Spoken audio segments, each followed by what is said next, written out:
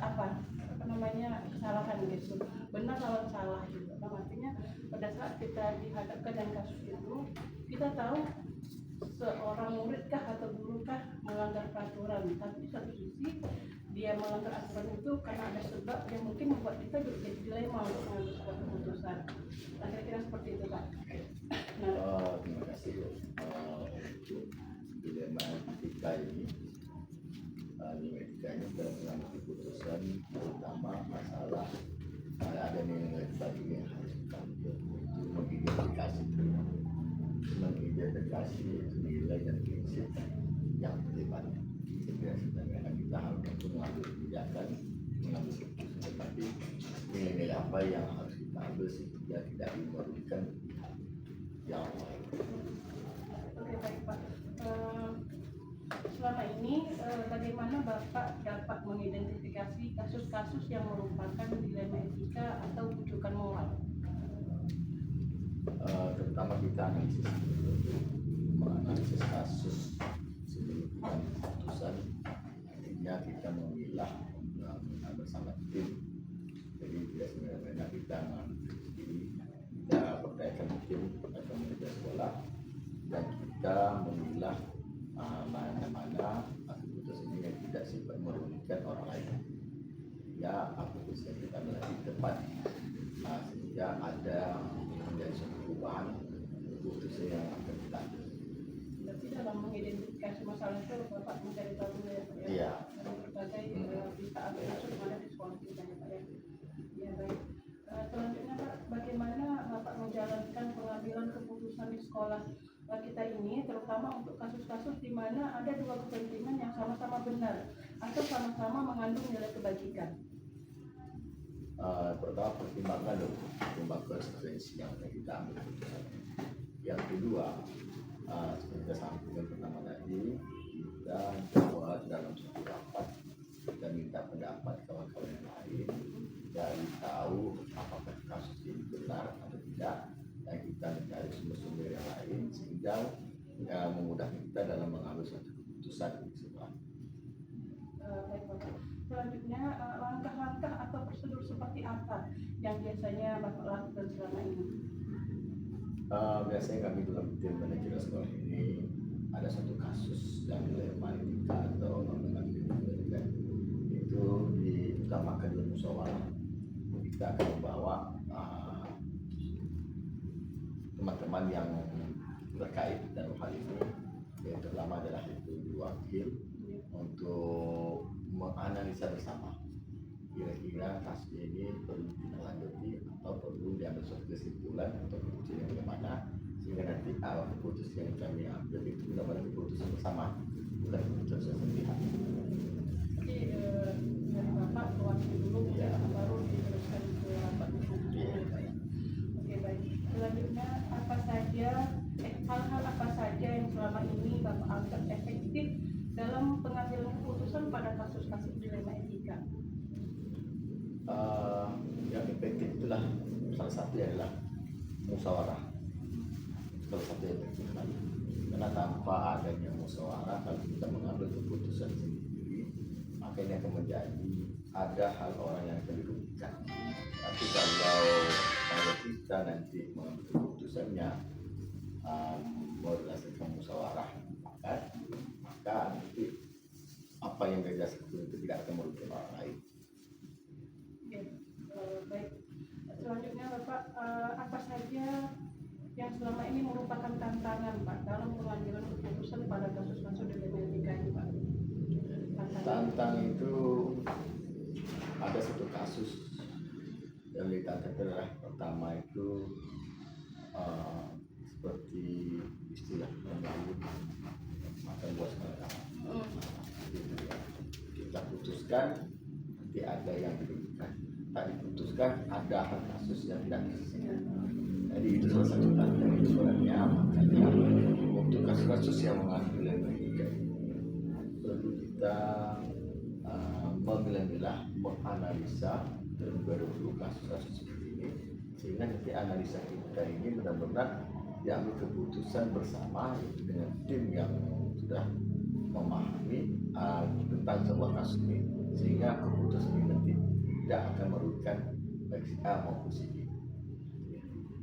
Kira-kira tantangan itu Pak dalam pengambilan keputusan yang berhadapan dengan kasus etika ini, tantangan itu seperti apa Pak? Tantangan ini Sulit mengambil keputusan gitu. tantangan ini sangat berat. Kalau kita ambil keputusan umpamanya sepihak, ini akan merugikan pihak lain. Makanya kita harus menimbang, memilah kasus per kasus dan dianalisa bersama sehingga tidak menjadikan kerugian pada pihak lain. Oke, dalam pengambilan keputusan itu ada tidak menimbang dari peraturan dan atau belas kasihan? Kalau yang pertama yang mengambil keputusan itu tidak aturan yang berlaku sekolah. Kalau aturan itu sesuai dengan aturan sekolah, maka akan diputuskan. Tapi jika keputusan dilema etika ini bertentangan dengan aturan, maka kita mengambil keputusannya. Selanjutnya, apakah Bapak memiliki sebuah tata kala atau jadwal tertentu dalam sebuah penyelesaian kasus dilema etika, atau apakah Bapak langsung menyelesaikan di tempat atau memiliki sebuah jadwal untuk menyelesaikannya? Bentuk atau prosedur seperti apa yang Bapak jalankan? Biasanya kasus dilema etika ini itu tidak langsung mengeksekusi. Seperti di pertama kali kita analisa kasusnya. Setelah analisa kasusnya dipanggil pihak yang terlibat di dalamnya, baru nanti kita ambil suatu keputusan. Sehingga keputusan yang kita perbuat, kita ambil itu tidak bisa istilahnya tidak merugikan pihak yang mempunyai kasus, sehingga keputusan yang kita ambil benar-benar mempertimbangkan dari segi psikologis dalam kasus itu. Saya kira selama ini seperti beberapa kasus nih Bapak sudah masuk ke Bapak gitu kan. Kira-kira Bapak untuk menyelesaikan itu Bapak jadwalkan umpamanya kasus A hari ini jadwalnya besok B gitu. Setelah dia dianalisa kasus, biasanya nanti terjadwal jadwal pertemuannya. Nah, tidak mungkin kita langsung mengeksekusi tanpa ada kita analisa. Setelah itu baru kita terjadwal menyelesaikan kasus per kasusnya. Nanti terjadwal ya Pak ya. Selanjutnya, adakah seseorang atau faktor apa yang selama ini mempermudah atau membantu Bapak dalam pengambilan keputusan dalam kasus-kasus dilema etika? Pertama, faktor yang membantu kami dari pihak pendidikan sekolah itu adalah sumber-sumber yang perlu dicermati, atau ada kasus-kasus umpamanya kita mencari tahu sumber-sumber kasusnya apa, penyebabnya apa. Artinya yang melakukan kasus ini disebabkan apa? Karena tidak mungkin orang berlaku menabrak aturan tanpa ada sebab. Itu ada sebab-sebabnya. Maka itu dianalisa dulu, sehingga nanti setelah tahu apa sebabnya, kita cari tahu bagaimana cara mengobatinya. Itu biasanya. Yang terakhir Pak, pertanyaan terakhir. Dari semua yang telah Bapak sampaikan tadi, pembelajaran apa yang Bapak dapat petik dari pengalaman Bapak sebagai kepala sekolah dalam mengambil keputusan dilema etika yang ada di sekolah ini? Pengalaman saya berharga itu adalah dalam mengambil satu keputusan jangan tergesa-gesa, harus ada pertimbangan, harus ada analisa, harus ada musyawarah, sehingga dalam mengambil satu keputusan itu benar-benar tepat pada sasaran. Iya Pak ya, itu pengalaman yang berharga Pak. Baik, terima kasih Bapak sudah meluangkan waktunya untuk saya menyelesaikan tugas wawancara ini. Sekali lagi terima kasih Bapak. Assalamualaikum. Syuting kita. Oke, ulang Bu. Assalamualaikum Ibu. Waalaikumsalam warahmatullahi. Alhamdulillah udah mau datang. Iya, terima kasih. Ibu, hari ini apa kabar? Alhamdulillah sehat. Bahagia ya Bu ya. Alhamdulillah. Ya, kalau memang harus kita jalani hari itu dengan bahagia ya Bu Iya, ya. insyaallah. Baik Ibu, hari ini tujuan saya ke sini adalah untuk mewawancara Ibu tentang praktik pengambilan keputusan yang selama ini Bu jalankan sebagai kepala sekolah di satu bagian CPLT Rokan Hilir ini. Di mana kadang kita mengambil sebuah keputusan lalu berhadapan dengan kasus-kasus dilema etika. Ya. Nah, jadi bagaimana Ibu dapat mengidentifikasi kasus-kasus yang merupakan dilema etika atau bujukan moral yang ada di sekolah ini, Bu? Oh, baik. Ini kasus apa namanya? Apa ya?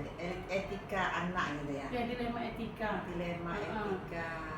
Seperti umpamanya kita dihadapkan dengan kasus anak di mana kita tahu anak itu melanggar peraturan sekolah. Kita tahu salah dia gitu kan. Nah, tapi setelah kita selidiki, setelah kita identifikasi masalahnya, rupanya dia melakukan pelanggaran itu karena ada sebab. Nah, contoh nih, ada anak kasusnya sering tidak hadir ke sekolah. Setelah kita selidiki, ternyata anak itu membantu orang tuanya mencari uang atau bekerja, gitu kan. Dalam arti orang tuanya mungkin sudah tidak sanggup bekerja atau mungkin orang tuanya sudah tua, sehingga anak ini jadi tulang punggung keluarganya. Nah, jadi kan di situ kita kebenaran melawan kesalahan sebenarnya. Kebenarannya anak itu sudah melanggar peraturan sekolah. Nah, kemudian kesalahannya anak itu sudah melanggar peraturan sekolah. Kemudian benar juga anak itu dia bekerja untuk membantu orang tuanya. Berarti kan ada benar salah di sana gitu. Tapi kita sebagai mungkin kepala sekolah gitu kan, pada saat mengambil keputusan ada dilema di sana. Kita tahu nih anak ini salah melanggar peraturan, sering tak masuk, absennya banyak gitu kan, Bu. Nah, tapi di satu sisi kita melihat, anak ini ternyata tulang punggung keluarganya. Nah, contoh tuh seperti kasus seperti itu, atau ada kasus-kasus lain lagi gitu, entah itu mungkin nilai semester atau apa gitu kan, yang mungkin Ibu pernah mengalami suatu kasus di sekolah ini, kasus siswa di mana Ibu dilema pada saat mengambil keputusan itu gitu. Mungkin Ibu bisa cerita. Iya, baik, kami mungkin cerita dari awal ya, Bu ya. Dari awal kita kan pertama siswa kita terima di mana Terokan Hilir, itu kita udah punya komitmen dengan orang tua dengan cara menandatangani fakta integritas dan membuat aturan-aturan pelanggaran apa saja yang menjadi perlu ditanggapi oleh madrasah kan. Jadi kita punya fakta integritas dengan orang tua. Jika ada pelanggaran ini segini sanksinya, poinnya gitu kan. Kalau memang ada kasus yang seperti Ibu ceritakan, seperti anak yang sering terlambat barangkali ya, ada juga yang cabut, ada juga anak yang suka kenakalan seperti merokok itu kan. Itu memang ada, kita buat aturannya karena itu pasti ada, setiap tahunnya pasti ada pelanggaran seperti itu. Untuk anak yang Ibu sampaikan selalu terlambat, tidak masuk ke sekolah gitu kan, itu kita cari tahu asal usulnya terlebih dahulu. Yang pertama langkahnya kami laksanakan itu bagian kesiswaan ya kan, memanggil siswa ini secara berkala itu kan. Kalau memang tidak ada perubahan dari pertama, kedua dan ketiga itu kita tetap panggil orang tuanya oleh kesiswaan dan kesiswaan kan. Kadang-kadang gini Bu, anak yang terlambat yang kita ceritakan ini kadang-kadang banyak masalah bukan. Ada juga siswa yang terlambat itu bukan karena apa-apa, tapi memang karena dia memang tak mau belajar gitu kan. Makanya kita panggil orang tua dulu. Apakah anak ini memang betul datang ke sekolah, dari rumahnya pakai baju sekolah, gitu kan? Kadang-kadang dia dari rumah pakai baju sekolah, Bu, udah izin orang tua, tapi tak sampai ke sekolah, gitu kan? Itu gunanya kita konfirmasi dengan orang tuanya, gitu kan? Kalau memang kasusnya seperti itu kan, dia datang ke sekolah, udah izin sama orang tuanya tapi tak sampai. Kalau kasusnya seperti itu perlu tindak lanjut bersama orang tua. Dan akan nanti tindak lanjut ini akan kita serahkan kepada guru BP gitu kan. Gimana ini anak ini selanjutnya dibina lah itu oleh guru BP dengan cara yang telah ditetapkan oleh guru BP gitu kan. Tentunya juga cara itu sudah disepakati oleh madrasah juga. Kalau seandainya kasus yang kedua yang seperti sampaikan, ada juga memang gitu kan, anaknya sering terlambat gitu kan, kadang-kadang sampai ke sekolah wajahnya kusam gitu kan, macam orang tak mandi gitu kan, itu juga ada seperti itu. Tapi saya selain dari aturan-aturan yang sudah ada, setiap rapat sering saya ingatkan guru-guru itu ya, anak yang bermasalah seperti itu jangan langsung di ini, tapi kita tinjau dulu apa penyebab dia terlambat gitu kan. Jangan langsung diponis, dihukum atau dikasih sanksi gitu kan, bukan. Bisa-bisa anak tersebut juga ada faktor penyebab gitu kan. Nah, ada juga Bu, dia malam-malam jualan Bu, dengan orang Cina, bantu orang tua yang jualan, bantu jual nasi goreng sama orang-orang di pedagang di malam gitu kan. Sehingga paginya anak ini kadang terlambat. Nah, kadang pulangnya kami tanya juga pulangnya kadang jam 12-an malam. Kadang-kadang juga udah jam 12 malam tak pula langsung tidur gitu kan. Memang bantu orang tuanya Bu. Nah, juga seperti itu. Itu pun kalau alasan seperti itu yang dikemukakan siswa kan tentu juga kita konfirmasi lagi sama orang tua. Apa benar anak ini kerja gitu kan. Ternyata emang iya. Jadi kalau itu juga kita konfirmasi lagi sama orang tua. Apa benar anak ini kerja gitu kan. Ternyata emang iya. Jadi kalau itu memang iya Bu, kejadian itu orang tuanya udah ngaku, anak juga udah jujur mengatakan itu gitu kan, tentu kita ambil langkah lain Bu. Namun peraturan sekolah tetap ditegakkan, dijalankan. Kalau yang masuk jam 7 ya jam 7 gitu kan. Jadi secara pelan anak ini kita kasih peringatan lah, kita kasih apa namanya masukan sama anak ini kan. Kalau bisa janganlah sampai jam 12 pulangnya nak gitu kan. Agak dipercepat lah, karena kita juga anak ini kan masih butuh, belum dituntut untuk bekerja gitu kan, masih dituntut untuk belajar. Nah, itu secara pelan memang bisa berubah, tapi ada juga yang tidak Bu, ada juga yang tidak. Tapi kalau kita konfirmasi dengan orang tua ya, orang tua tentu mendukung program yang kita rencanakan gitu kan, bukan.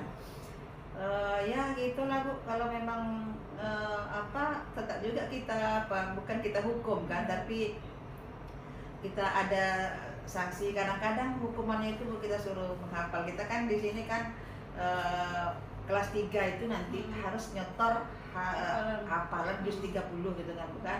Nah, itu dibebankan ke anak ini gitu kan, untuk mengasah hafalannya. Seperti itu hukumannya. Kadang-kadang juga ada juga sih yang disuruh bersih apa gitu kan, musola gitu kan, nengok-nengok musola kalau udah bersih ya udah gitu kan. Nah, betul itulah sebetulnya hukumannya kalau kalian lambat lagi. Ya, baik Ibu, yang berikutnya bagaimana Ibu menjalankan pengambilan keputusan di sekolah Ibu, terutama untuk kasus-kasus di mana ada dua kepentingan yang sama benar atau sama-sama mengandung nilai kebajikan. Baik Bu, saya ya untuk mengambil keputusan saya tidak berani sendiri. Apapun kejadiannya, kalau emang itu kasusnya itu tidak seberapa, saya cukup mengumpulkan wakil-wakil kepala madrasah, gitu kan, baik di bidang siswaan, kurikulum, memaparkan ini seperti apa, gitu kan, bukan. Kalau emang hasil keputusan bersama itu harus begini ya, kita harus begini, gitu kan. Kalau emang keputusan rapat itu, itu masih bisa ditoleran, gitu kan. Nah, itu saya ikut keputusan rapat dengan membuat catatan dan menyampaikan hasil itu kepada yang bersangkutan. Pasti tetap berpedoman pada aturan madrasah ya Bu ya? Iya, tetap Bu. Baik Ibu, yang berikutnya langkah-langkah atau prosedur seperti apa yang biasa Ibu lakukan selama ini menghadapi berbagai kasus yang ada di sekolah ini? Ya ini tadi lah bukan, langkah-langkahnya itu kan tentu kita panggil sesuai bersangkutan. Masih juga lagi tentu orang tuanya kita libatkan, gitu kan, bukan.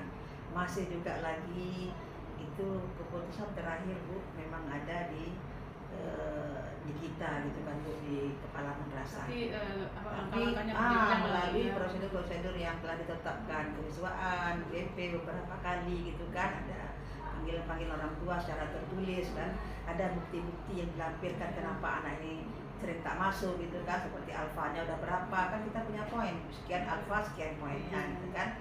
Itu langkah-langkah yang kami lakukan. Kalau memang anak ini memang tidak bisa juga ya kan, dengan alasan tidak mau gitu kan Bu, artinya dia tidak mau sekolah tapi mungkin dipaksa sama orang tuanya, kadang-kadang itu membuat anak yang tak sampai ke sekolah gitu kan.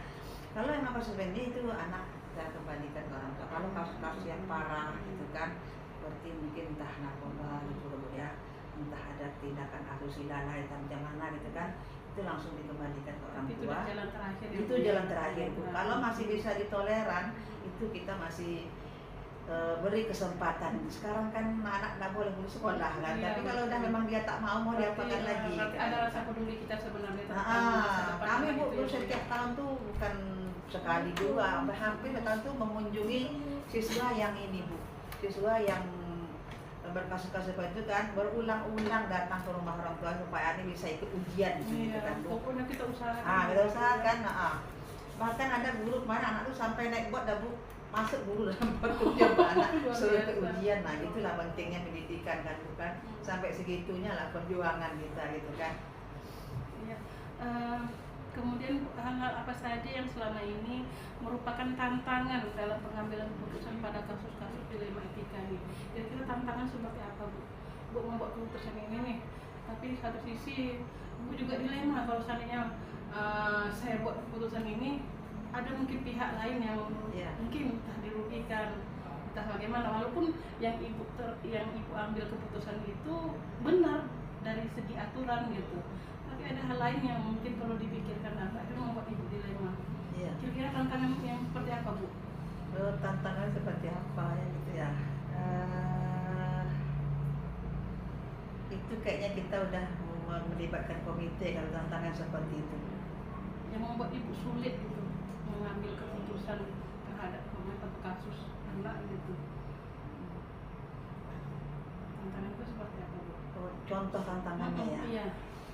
Apa ya, kemarin kan apa yang pernah di sini ini ya ada kemarin seperti anak-anak nih macam tawuran antar dia gitu kan, tawuran sesama dia gitu kan ya. Pernah terjadi dengan hal-hal sepele seperti bully gitu kan. Bully awalnya bercanda gitu kan, tapi berakhir dengan yang tidak enak gitu kan. Pernah kemarin terjadi ada ini tawuran antar kelas dia, tapi alhamdulillah waktu itu bisa diatasi oleh guru langsung kan. Guru langsung ada guru BP juga kemarin dengan guru-guru laki-laki yang lain. Tawuran poinnya besar nggak Bu? Poinnya itu sampai berapa ya, 700 kalau tak salah. Itu keluar enggak? Belum. Belum keluar ya. Mereka ini kita proses dulu kan masalahnya kan. Keputusan terakhirnya ya mereka ini apalah saling bermaaf-maafan. Berarti tidak ada yang diskor ya Bu? Tidak ada yang skor. Kalau Karena aturan masalahnya tidaklah sampai melukai gitu kan. Saling berapa ya, 700 kalau tak salah. itu keluar enggak? Belum. Keluar ya. Mereka ini kita proses dulu kan masalahnya kan. Keputusan terakhirnya ya mereka ini apalah saling bermaaf-maafan. Berarti tidak ada yang diskor ya Bu? Tidak ada yang skor. Kalau Karena aturan sekolah, masalahnya tidaklah sampai melukai gitu kan. Saling ngejek-ngejek, kumpul sama-sama, tidak ada lempar-lempar gitu. oh begitu, berarti tawuran bukan yang parah. Bukan yang parah, berkelahi sama-sama. Iya baik Ibu. Yang berikutnya, apakah Ibu memiliki sebuah tata kala atau jadwal tertentu dalam sebuah penyelesaian kasus dilema etika ini, atau apakah Ibu langsung menyelesaikan di tempat atau memiliki sebuah jadwal untuk menyelesaikannya, bentuk atau prosedur seperti apa yang Ibu jalankan? Apakah mungkin Ibu punya jadwal yang pada saat akan menyelesaikan kasus demi kasus yang sudah masuk ke Ibu mungkin? Nah, kira-kira prosedurnya seperti apa gitu? Tentu terjadwal lah Bu kan. Jadwalnya itu tadi prosesnya mungkin dari siswa sendiri, orang tua, dan itu penanganan juga dari kesiswaan WK, baru sampai kita buat terjadwal sekali sampai buat perjanjian kan antara siswa, orang tua dengan guru yang memproses gitu kan.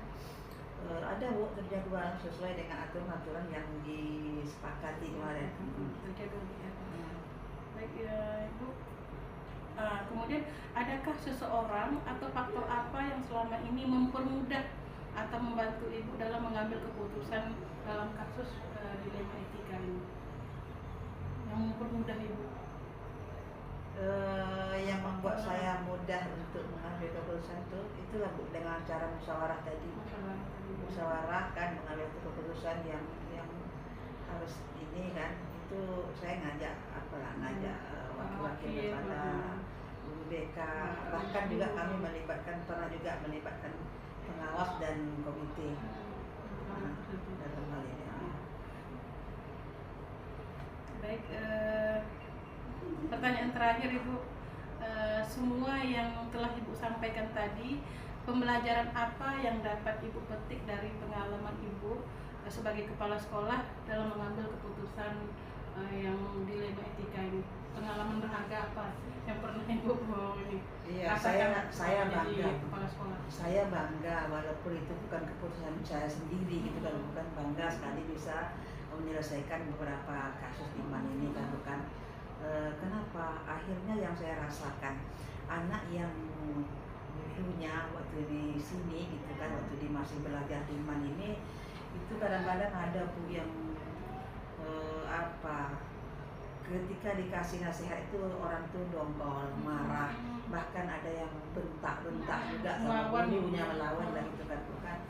Tapi itulah Bu, dengan mungkin seringnya orang itu dinasehati gitu kan Bu, sering ternyata Bu, setelah mereka tambah itu, saya senang kali mereka itu kalau kita jumpa sama anak yang seperti ini nih, yang dulu sinis nengok kan bukan, sekarang itu mencium kita tuh mau dia kalau jumpa Bu. Itu sering saya sampaikan, kadang dengan perasaan haru juga kan, sedih kan, dengan kawan-kawan guru waktu apa yang sampaikan. Itu sering Dan terjadi itu Bu, ya? diakui oleh guru Bu. Oh, dengan saya gitu juga si Anu kemarin ya, kok bisa ya berubah gitu ya Bu. Itu saya rasakan bangga tadi kayak Iya, sama halnya kami kan kalau di SMA dulu kan ada kelas IPS, IPA, sekarang nggak ada lagi ya Bu ya. Justru pada saat anak itu sudah tamat, kalau jumpa di jalan justru anak-anak IPS ini yang luar biasa, Luar biasa. makanya malah kadang di luar dugaan kita, anak-anak yang dulu dekat, yang dulu pintar apa segalanya, malah setelah tamat seperti tidak kenal gitu Bu ya. Banyak Itu yang ya, saya Bu, ya? rasakan betul itu. Ada beberapa orang tuh yang tak bisa diatasi lah waktu itu di sekolah kan, ternyata di luar biasa. Nah, jadi kalau berdasarkan pengalaman Ibu itu, berarti untuk sekarang ini Bu jadi kepala sekolah, ada nggak pengaruhnya pada saat Ibu akan membuat keputusan, memikirkan hal itu? Ternyata anak yang sekarang ini nakal, kita anggap nakal, kedepannya belum tentu. Pengaruh nggak dengan keputusan Ibu pada saat itu? Pengaruh, saya sampaikan guru kan. Jadi menghukum tuh jangan seperti mengadili sendiri gitu kan, bukan. Baca dulu latar belakangnya gitu kan, cari tahu siapa anaknya sebenarnya gitu kan. Ya itu tadi kan, ternyata kan memang dia memang kebutuhan dia berbuat seperti itu gitu kan, membantu orang tua, dan itu menjadi pertimbangan juga dalam membuat itu keputusan di madrasah ini. Dia sampaikan juga dengan guru-guru dan kawan-kawan kan. Yang penting apapun bentuk sanksi yang dibuat oleh individu guru ini kan, yang penting jangan sampai menyakiti fisik, karena menyakiti fisik itu akan berkelanjut lama membekasnya gitu kan. Tapi kalau kita selesaikan dengan cara nasihat, itu yang membuat anak seperti itu tadi. Marahnya guru tuh sifatnya memperbaiki ya Bu ya. Memperbaiki, tapi kalau udah fisik Bu, anak itu nanti terekam ya, oh gini kan. Kalau zaman dulu oke Bu, kalau dicubit itu bekasnya itu memang jadi kebanggaan bagi mereka setelah apa kan. Orang tua nggak protes ya Bu ya. Orang tua nggak protes. Orang tua nggak protes. Kalau sekarang nggak bisa gitu Bu ya. Sekarang nggak bisa, itu saya sering sampaikan apa gitu ya, tak lupa ya sampaikan itu, jangan sampai menghukum siswa itu, mengadili siswa itu dengan kontak fisik langsung gitu kan. Ya, baik Ibu, terima kasih Ibu atas kesempatannya, waktunya sudah mau menyediakan waktu untuk saya untuk tugas wawancara ini. Sekali lagi terima kasih Ibu. Senang sekali bisa jumpa Ibu. Alhamdulillah. Alhamdulillah. Selamat ya Bu.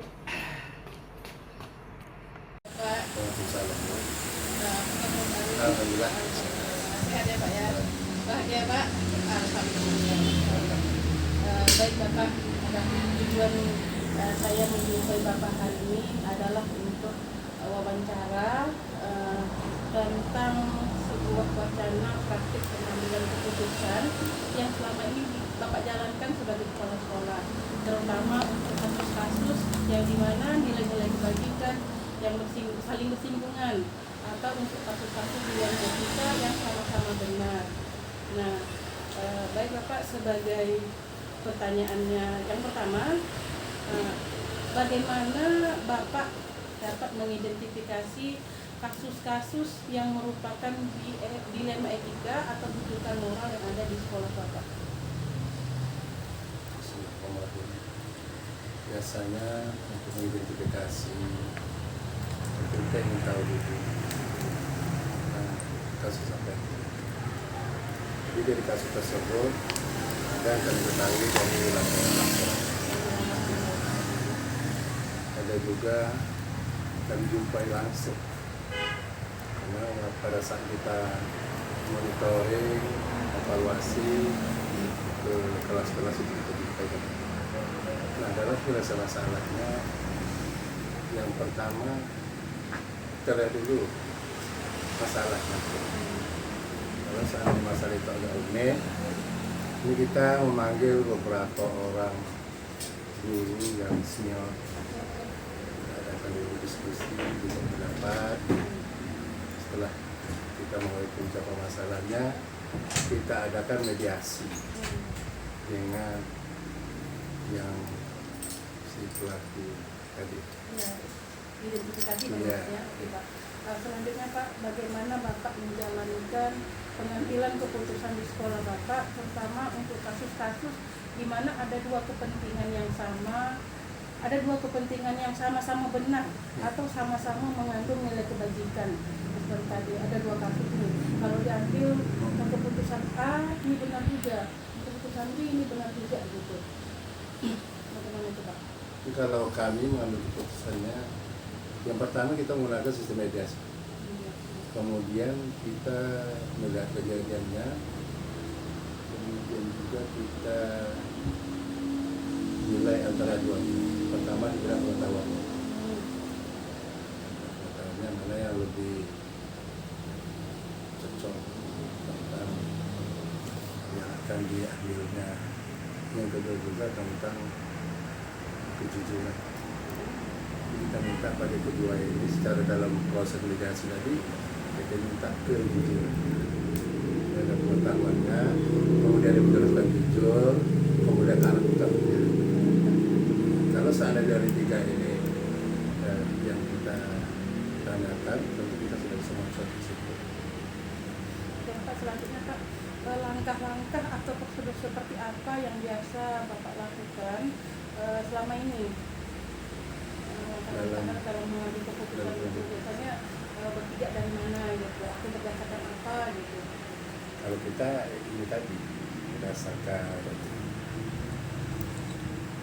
dapat masukan dari Berdasarkan peraturan sekolah Pak? peraturan sekolah atau kesepakatan Nah, sekolah itu kira-kira berat lah. Tapi kalau bisa masalah itu kita selesaikan sesuai dengan peraturan itu. langkah pertamanya melihat dari peraturan sekolah. Peraturan sekolah. Yang kedua kira-kira apa? Yang keduanya yang dari etikanya. Yang ketiga, sekali lagi, Pak. Oke baik, kemudian hal-hal apa saja yang selama ini Bapak anggap efektif dalam pengambilan keputusan pada kasus dilema etika ini Pak, yang Bapak anggap hal paling efektif dalam pengambilan keputusan yang jika dihadapkan dengan kasus dilema etika? Kalau yang dianggap efektif itu tadi yang nilai kejujuran. Nilai kejujuran tadi. Karena dari nilai kejujuran itu kita bisa menilai mau satu kesimpulan dalam apa ya dan juga sistem mediasi. Itu mediasi. Selanjutnya, Kalau tadi Pak, saya menanyakan tentang hal efektif, yang berikutnya saya akan menanyakan hal-hal apa saja yang selama ini merupakan tantangan Pak dalam pengambilan keputusan pada kasus dilema etika. Apa yang menjadi tantangan Bapak pada saat akan memberikan keputusan terhadap kasus yang sedang dihadapi? Sampai saat ini tidak ada. Tidak ada tantangan, rancangan kerja Pak ya. Masya Allah. Lanjut. Kemudian, oke, dari kasus-kasus yang masuk mungkin ke Bapak, yang disampaikan oleh guru-guru, kan biasanya kasus di sekolah itu kan mulai dari ditangani mulai dari wali kelas ya Pak ya. Wali kelas mungkin baru ke guru BK, kalau di sana kita ada guru BK, baru nanti terakhir jika sudah diurus sama guru BK, sudah diselesaikan masih bermasalah juga, baru nanti ke kepala sekolah gitu kan Pak. Nah, kalau kasus yang masuk ke Bapak ada tidak terjadwal? Oh tidak. Tidak terjadwal. Maksudnya terjadwal pada saat diselesaikan, umpamanya tanggal sekian menyelesaikan kasus ini, tanggal sekian lagi dan kasus ini. Oh, tidak. Tidak Jadi ya? begitu kita mendapat informasi atau kita jumpai langsung kita selesai. Oh, langsung kita selesaikan. Karena apa? Ini kalau masalah ini kalau kita tunda, kita biarkan terjadwal, ini bisa mendatangkan efek yang kurang baik. Iya, tak baik lama-lama ya Pak. Iya. Ada kasus langsung selesai. Langsung gitu, Pak, selesai. ya? Oke, baik Pak. Kemudian, nah ini adakah seseorang atau faktor-faktor apa saja yang selama ini mempermudah Bapak dalam pengambilan keputusan pada kasus dilema etika? Seseorang kah, atau ada faktor apa yang bisa mempermudah Bapak ini? Ya, sebagai alat bantunya yang kita dan jawaban yang benar tentang masalah tersebut, dan dengan kejujurannya kita bisa mengambil suatu kesimpulan yang mudah.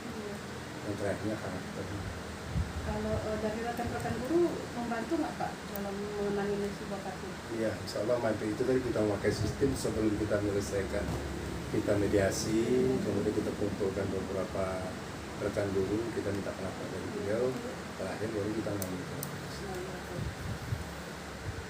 Kemudian dari semua hal yang telah disampaikan, pembelajaran apa yang dapat Bapak petik atau pengalaman berharga apa yang Bapak dapat sampaikan saat berhadapan dengan mengambil keputusan di dunia etika ini? Apa pengalaman yang berharga Bapak selama ini Bapak rasakan sebagai kepala sekolah yang berhadapan dengan kasus dilema etika ini?